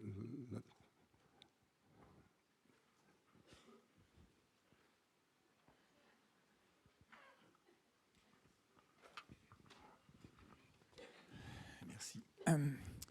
Pensez-vous qu'il faudrait un ministère de la cybersécurité qui coordonnerait à la fois le cyber militaire et le cyber civil pour converger finalement dans le sens des intérêts stratégiques de la France? Je suppose que c'est pour moi. Mais justement, pas uniquement. Donc aujourd'hui, on a une structure qui est déjà existante. Excusez-moi, je voudrais préciser une chose. Si on repositionne, on peut repositionner ça sous l'angle de l'intelligence économique. Parce que très clairement, les activités cyber et de cyberespionnage portent essentiellement sur les entreprises. Pour autant, a priori, il y a, par rapport à cet aspect régalien, une grosse chose qui manque. Donc oui, la question se pose à vous, en général, mais aussi éventuellement à d'autres personnes du panel de cette table, spécifiquement sur la partie intelligence économique. Bon, vous noterez que je ne me suis pas accaparé le micro, mais qu'on s'est quand même tourné vers moi quand il y a eu la question. Je suis effectivement pas le seul acteur, mais déjà structurellement, il y a l'Agence nationale, l'ANSSI, l'Agence nationale de la sécurité des systèmes d'information, qui est déjà dans ce rôle de coordination et de travail. Il y a des questions aujourd'hui qui se posent pour savoir s'il faudrait aller plus loin. C'est possible. En revanche, je vous invite à ne pas considérer que, j'ai vu des articles là-dessus, je tairai le titre parce qu'il était un peu ambigu, mais sur la dispersion cyber dans l'État. Non, le cyber doit être éminemment adhérent à la matière sur laquelle il travaille. Et ça veut dire que chez nous, dans les armées, il n'est pas question d'avoir, à mon niveau, une structure cyber au niveau stratégique, vous savez, dans les termes qu'on utilise, et que tout soit concentré à ce niveau-là. J'ai besoin de spécialistes qui croisent les milieux, pour le coup, qui sont à l'intersection du milieu cyber et du milieu maritime, par exemple, pour faire la sécurisation de nos frégates, de nos porte-avions, qui sont spécifiques. Et c'est vrai partout dans l'État. Donc il faut plutôt qu'il y ait du cyber partout et cette préoccupation partout. Après, l'échelon de coordination, il y en a un qui, pour nous, au niveau du SGDSN, qui est plus effectivement structuré sur le centre de coordination des crises cyber. Dès qu'on a une crise, on échange. C'est interministériel. Il y a le ministère des Affaires étrangères, de l'Intérieur, des armées. Et puis le SGDSN coordonne cette action. Et après, il y a d'autres CODIR. Aujourd'hui, peut-être qu'il faut aller plus loin, mais encore une fois, ce sera intéressant d'entendre les autres. Mais nous, on a déjà un premier... Dans ce qui caractérise la détection-caractérisation des menaces et la riposte potentielle ou le travail d'attribution, cette coordination existe déjà dans l'État. Merci beaucoup. D'autres questions? Oui, là. Oui. Oui, bonjour. Richard Lemaire, de Niwa. Quand je vois territoire, je comprends langue. Quand je comprends langue, je comprends le monde entier avec plein de langues. Or, on sait que ChatGPT a été développé par des Américains pour des Américains. C'est pas moi qui le dis, c'est eux. J'ai fait un test encore ce matin de nous dire que ce que ChatGPT pouvait nous dire sur les terres rares en Chine. Et devinez quoi? Il n'y a que de la source en anglais. Pour une question sur la Chine, ça fait un peu désordre. Je voulais savoir comment vous traitez ces aspects multilingues dans vos travaux, soit de cyber, soit d'intelligence économique. Merci. Qui prend la main? Christophe, peut-être? Oui, ce que je peux dire sur les langues, c'est qu'effectivement, il a été entraîné sur un corpus qui est en majorité en langue anglaise, mais pas que. Et surtout, ses capacités de traduction font qu'il est capable d'être à l'aise dans de très nombreuses langues. On peut parfaitement, d'ailleurs, je me suis amusé à plusieurs reprises à faire des questions en 3 langues, la même question avec 3 langues. Attention, je ne dis pas 3 questions dans 3 langues, je dis une seule question, mêlant de l'espagnol, de l'allemand, de l'anglais, et en lui demandant « donne-moi la réponse dans telle autre langue ». Ça ne lui pose aucun problème. Pour lui, c'est devenu quasiment transparent. Donc je ne pense pas que la question linguistique soit un vrai souci. En revanche, derrière, il y a la question du prompt qui va prendre un petit peu de place dans les mois qui viennent, mais pas si longtemps que ça. Le prompt, donc la manière dont vous posez vos questions, dont vous posez vos questions à l'IA, ça, on voit bien que les techniques de prompting, et il y a énormément de recherches qui sont faites là-dessus, modifient totalement les résultats potentiels. Un simple petit mot parfois, je suis un expert de ceci, plutôt que de dire je suis un collaborateur dans tel sujet, va tout changer. Donc le travail sur le prompting est important, mais il n'est pas si important que ça.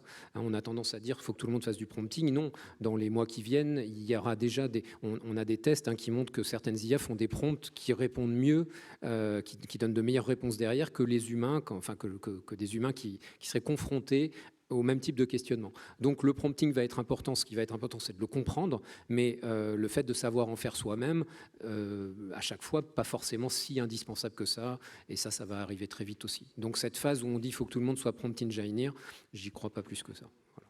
Nicolas? Vous parlez de la Chine, c'est passionnant. En OSINT, on pourra en parler pendant des heures. Et là, il y a besoin de se spécialiser. Il y a besoin de se spécialiser parce que sur la Chine, en fait, il y a beaucoup d'informations qui est ouverte.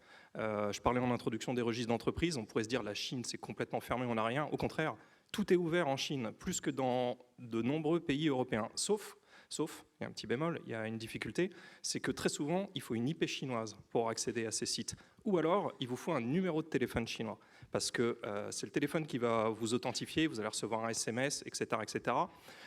Autant avoir une IP chinoise, on peut se débrouiller. Autant avoir un téléphone chinois, je ne sais pas s'il y en a beaucoup qui pratiquent l'OSINT en Chine ici, c'est compliqué. Parce que c'est vraiment la carte d'identité et il n'y a aucun Chinois qui vous ouvrira une carte SIM à votre nom sans savoir ce que vous allez faire avec derrière. Mais l'information est là, c'est ça qui est étonnant. Donc il faut, là pour le coup, c'est une histoire technique, il faut contourner. C'est un peu comme Facebook, on va scraper, mais on ne leur dit pas. Juste si je peux compléter, encore une fois, je vais me répéter, mais c'est la formation humaine, c'est la montée en compétences humaines pour l'orientation, parce que quand on parle du prompt, on est typiquement sur l'analyste, le veilleur un peu plus augmenté, qui déjà peut avoir beaucoup de compétences, mais qui va faire de la base documentaire. On monte sur quelqu'un qui a été formé à ça, et c'est celui qui va être derrière la machine et qui saura orienté clairement, finement, et qui dira à la machine, tu regardes dans ce sens-là. Au-delà des sujets linguistiques qui sont importants, moi j'ai fait le test étant russisant sur les limites, c'est inévitable, des veilleurs sur des champs qui nous intéressent un tout petit peu en ce moment. Eh ben, autant vous dire que quand vous dites, bah, ouais, à un moment on rentre dans du cyrillique, moi je me balade, sur mon téléphone il y a le double alphabet, je bascule régulièrement, alors je le fais de moins en moins de rentrer sur les réseaux russes, mais ce qui est malheureux d'ailleurs, parce que vous dites, vous pouvez vous faire repérer, mais en attendant, il faut quand même que quelqu'un puisse être derrière. Alors vous avez des mécaniques qui font ça, mais il faut en plus qu'il y ait un outil de traduction, etc. Donc il y a, ce sujet, il n'est pas anodin quand même, le sujet de la langue. Juste un dernier point là-dessus, c'est déjà bien de savoir analyser quel stock de données contribue à me donner mon information derrière. Et être bien conscient effectivement que ce biais-là, il va continuer à exister. Parce qu'on parle aujourd'hui effectivement d'intelligence artificielle appliquée à des données très ouvertes, ça peut être sur des systèmes plus fermés, et toujours être conscient des limites de ce qu'on a. Donc ça, c'est une première chose. Après, sur la dynamique quand même d'Internet, on va vers une fragmentation. Et ça veut dire qu'avoir accès à, et même en Russie, En Chine, bien sûr, c'était déjà le cas, dans beaucoup d'autres pays. Et donc, l'accès n'est pas aussi libre que ça. Et donc, les données que vous arriverez à extraire de ce pays, soyez conscients qu'elles seront très parcellaires aussi quand vous travaillerez dessus. Merci. Je crois qu'il y avait une question Ici. ici. Pardon. La France est désormais le deuxième exportateur mondial d'armement et enregistre des succès à l'export, comme avec les Pays-Bas ou l'Indonésie dans les sous-marins. Faut-il s'attendre, comme ça a été décrit dans le discours d'allocution, de davantage d'intelligence économique, voire de guerre économique de notre meilleur allié, c'est-à-dire les États-Unis, pour voir dans quelle mesure ce qui fait les malheurs de Boeing font les bonheurs d'Airbus actuellement. Est-ce qu'actuellement, notre industrie de défense est sous menace de cyberattaques ou autres des États-Unis?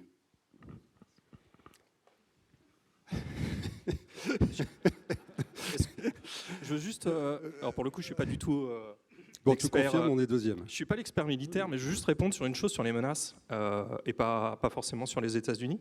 Par rapport à un incident qui a eu lieu la semaine dernière, pour le coup, qui va certainement pas faire la une du 20h et qui pourtant touche tout le monde. Il y a eu un incident majeur cyber là il y a une semaine.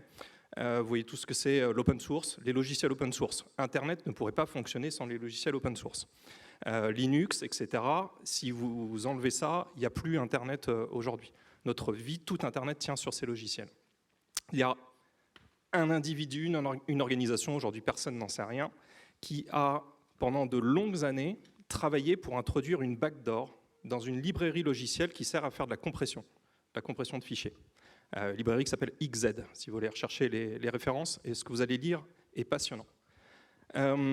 C'est quelque chose qui a pris beaucoup de temps. Le logiciel open source, il faut voir que ce sont des volontaires, des gens qui ne sont pas payés, pour la plupart, qui contribuent à ces briques logicielles qui pourtant sont utilisées partout, dans vos smartphones, dans les ordinateurs, dans les serveurs, dans l'IoT, partout. Et complètement par hasard, la backdoor a été détectée parce qu'elle faisait ramer des services qui permettent de s'authentifier sur les serveurs. C'est pour vous dire que les attaques, c'est tous les jours, c'est extrêmement sophistiqué, et maintenant, bonne chance pour aller attribuer cette attaque. Les premières analyses disent non, il n'était pas dans les fuseaux horaires de la Chine, c'était plutôt tel pays, etc. Bon, se lever en décalé, je pense que c'est à la portée de tout le monde. C'est des vraies opérations qui ont été montées. Là, ça fait, je crois, 2 ans, les traces qui ont été remontées sur ce contributeur.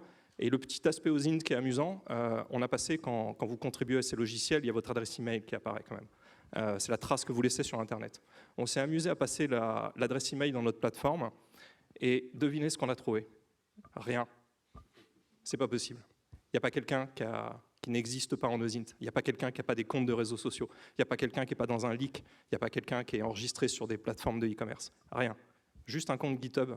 C'est une très belle opération. Juste revenir un peu sur le processus d'attribution dans l'État français. Il y a un travail qui est fait dans le cadre du C4 dont je vous parlais tout à l'heure, du Centre de coordination des crises cyber, avec les services de renseignement. On travaille ensemble pour remonter sur l'attaquant et savoir un petit peu qui ça peut être. On fait à ce moment-là une imputation technique et ensuite c'est le pouvoir politique qui décide de faire une attribution officielle ou pas. En France, il n'y en a pas eu beaucoup jusqu'à présent. Donc ça, c'est pour le volet comment ça s'organise dans l'État, et vous dire une attribution, c'est extrêmement compliqué. Même l'imputation technique est très compliquée. Il faut souvent la croiser avec des investigations plus UMINT ou d'autres accès, parce que le but même de l'attaquant, c'est de se faire prendre pour un... D'abord, c'est de ne pas se faire détecter, et s'il se fait détecter, que ce soit attribué à un autre. Et donc, même s'il y a une victimologie qui semble évidente, même s'il y a des outils qui ont déjà été utilisés par une APT chinoise, russe ou autre, on n'est jamais sûr que derrière, ça ne veut pas dire que ça a été employé et utilisé par quelqu'un d'autre. Et donc, on arrive sur un certain pourcentage de certitude, mais jamais sur 100% aujourd'hui. Et donc, la fin de la démarche, elle est vraiment politique. Après, sur la nature du cyberespace, je vous l'ai dit, c'est un espace où la compétition, la contestation et l'affrontement sont permanents, et ce n'est pas une formule. Ce n'est pas une formule, parce qu'on est sous le radar. Donc, les gens estiment qu'il y a une forme d'impunité. Et comme cette attribution est compliquée, ils se sentent d'autant plus libérés. C'est un peu pour ça, tout à l'heure, que je parlais de une certaine forme de naïveté à oublier définitivement. Merci pour cela. D'autres questions? Oui, bonjour. Nicolette Buc, j'ai longtemps travaillé dans une entreprise qui a été citée plusieurs fois ce matin. C'est peut-être ça qui influence un peu ma question. Pour développer la vision que vous avez montrée cet après-midi, ça demande de la puissance de calcul, ça demande de la souveraineté dans les calculs. Vous n'avez pas parlé de cloud souverain. Est-ce que vous pensez que la vision que vous développez, elle est compatible avec l'absence d'un cloud souverain français? Qui prend général. J'aurais bien vu la DGA répondre sur ce sujet, mais... La DGA se défausse. Moi, je suis en train de nager dans mon couloir d'influence, donc j'attends que ça vienne, mais ça ne vient pas. Alors, il y a dans tous ces domaines, hein, et notamment dans la souveraineté, il faut vraiment qu'on redéfinisse très précisément la souveraineté qu'on peut se payer. On va être réaliste. Donc, la vraie question aujourd'hui, c'est de se dire, quand je prends ma chaîne de bout en bout, où est-ce que je suis le plus vulnérable, sachant que je ne pourrais pas faire sans prendre d'autres technologies ou d'autres accès, d'autres outils extérieurs. Et la vraie question, pour nous, elle est sur effectivement le cloud. Alors dans les armées, nous, on a un cloud à nous. Hein, donc cet aspect de souveraineté pour les réseaux, pour ce qui est classifié, existe déjà. Mais après, pour le reste, il faudra voir ce qui permet à la fois, il y a plusieurs questions. Il y a l'interopérabilité pour nous.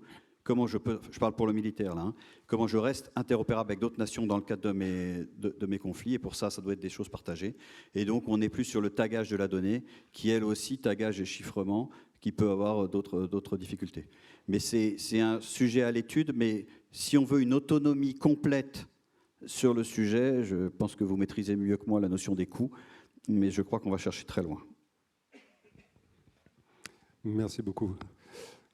Vous ne pouvez définitivement pas répondre, Camille? Non, mais je pense que j'apporterai pas de plus-value sur la réponse.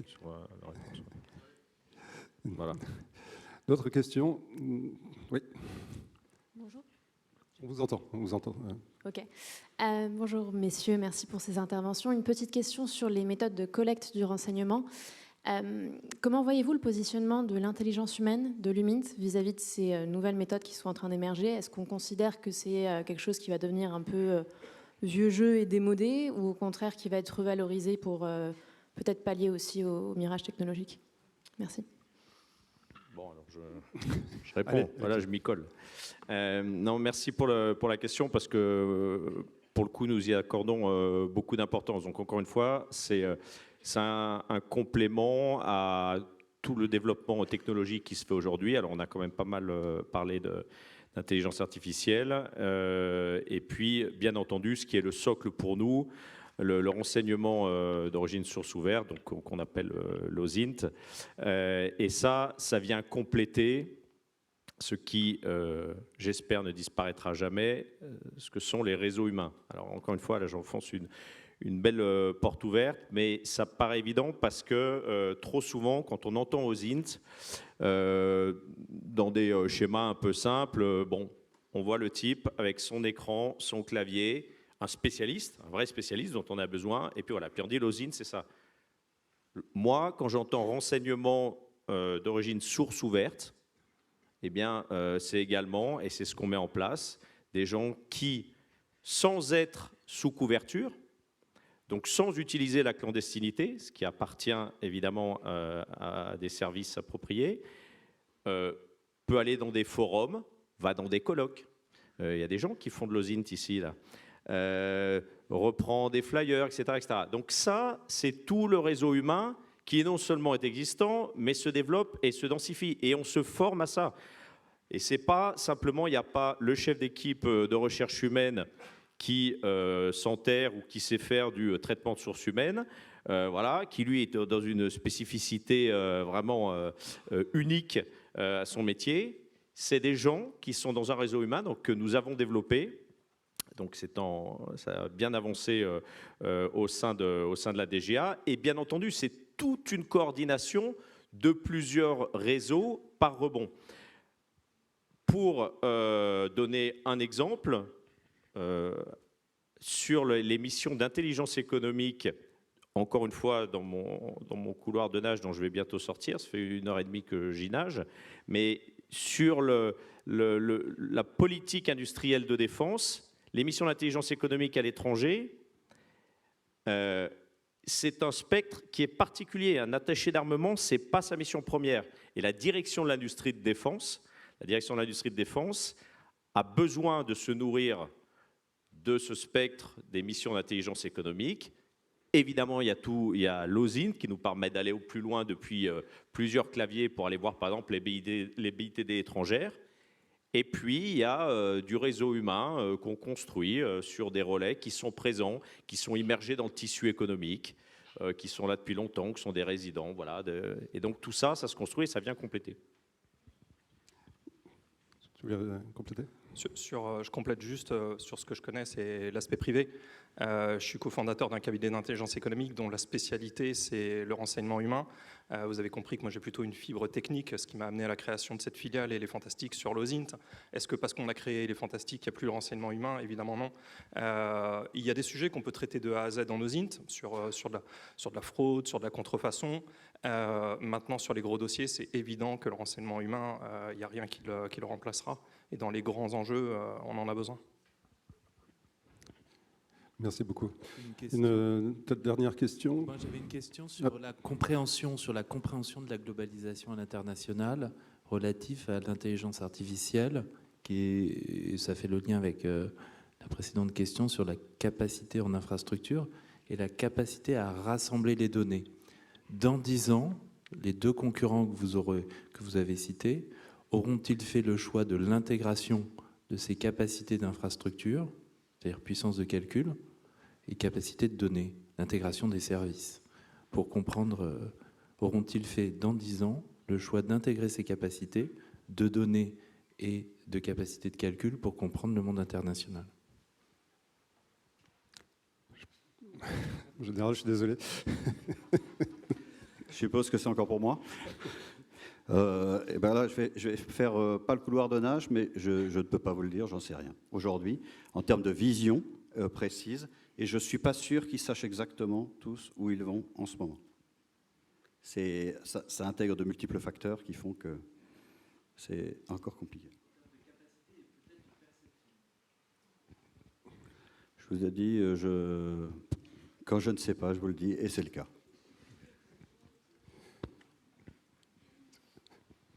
Pas mieux. C'est ce qu'une IA ne fera jamais, dire je ne sais pas. L'humain encore de l'avenir. Une dernière question? Oui. Ah, là-bas, pardon. Bonjour, déjà je vous remercie pour vos interventions.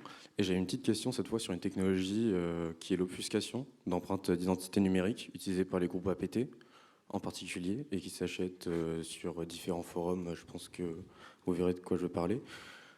Est-ce que vous connaîtriez un équivalent open source, si possible, que n'importe quelle personne technique ici pourrait utiliser pour justement s'offusquer sur Internet, parce que pour protéger son identité en fait.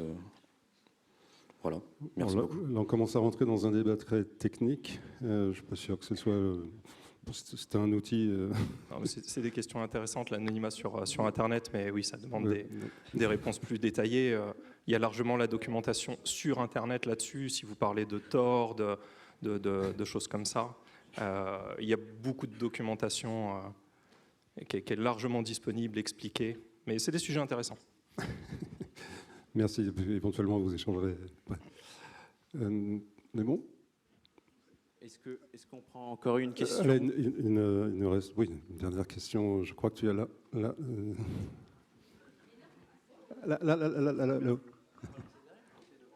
De monsieur en chemise bleue. Oh, pardon. Je ne vous avais pas vu. Désolé. Il était très enthousiaste pour la question. Mais effectivement, oui, allez-y. Merci beaucoup. Une question, c'est au sujet de la notion de temporalité. On voit que dans l'intelligence économique, dans les stratégies cyber, on a toujours l'impression de courir après l'information, d'être toujours de stratégie de pompier. Pensez-vous qu'avec le développement de ces nouvelles stratégies, de ces nouvelles réflexions autour de ces deux matières, on va enfin réussir à prendre de l'avance ou du moins avoir une capacité d'anticipation ou de détection qui soit beaucoup plus améliorée? Merci beaucoup. Je vais prendre la question généraliste sur le cyberespace, en fait, parce que tout le monde a l'impression que quand on parle cyberespace, il y a une action instantanée, à distance, qui peut s'opérer, ce qui est vrai. Et donc, cette notion d'extrême rapidité. En revanche, déjà aujourd'hui, que ce soit en lutte informatique d'influence ou en lutte informatique offensive, il y a un temps très long d'anticipation, de ciblage pour arriver sur la cible, pour façonner les outils. Alors certes, j'ai dit l'IA facilitera certaines choses, dans certains cas, mais il y a deux temporalités. Et donc la temporalité qui, pour nous, est celle dont vous parlez, qui est ce qu'on appelle dans les armées le capacitaire, qui se construit avec une doctrine, une organisation, construire une ERH, avoir un équipement, faire du soutien et faire de l'entraînement derrière, ce qu'on construit, et c'est ça qu'on appelle une capacité. Ça, c'est déjà en gestation, c'est-à-dire c'est planifié, c'est en construction chez nous. Et donc, il y a un temps long. Il y a un temps long du cyber, il y a forcément un temps long de l'IE aussi, et avec, nous on aime bien les plans d'action, les lignes d'opération, avec chacun sa part. Mais pour avoir cette rapidité de réaction dont on parle, ou cette rapidité d'action, il y a un travail en amont qui est absolument important et qui est souvent très masqué.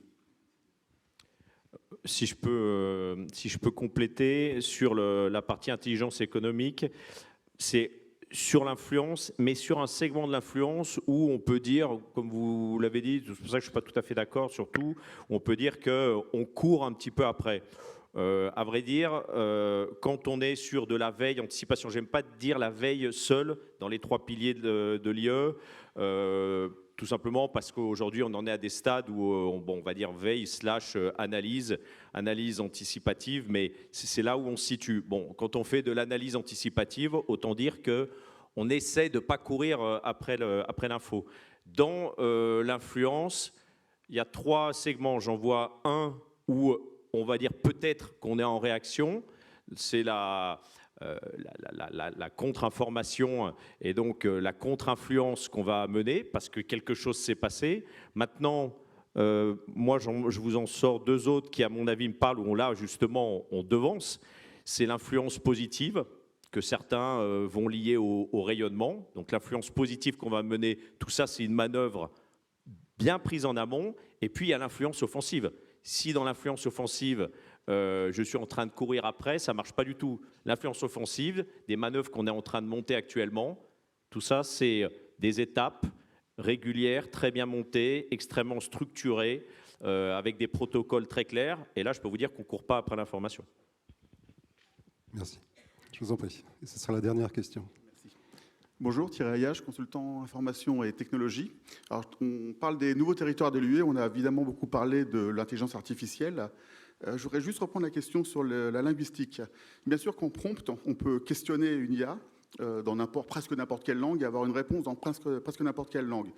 Mais en amont, cette IA a été entraînée effectivement aujourd'hui massivement avec des données, des documents anglo-saxons. N'est-elle donc pas dans ses réponses linguistiquement et donc culturellement très orientée, donc plutôt américaine? C'est la première question. Et deuxième question, toujours sur l'IA, de la même façon que dans une entreprise du CAC 40, il est suggéré ou fortement conseillé de dépoussiérer une salle où va se dérouler un comité de direction.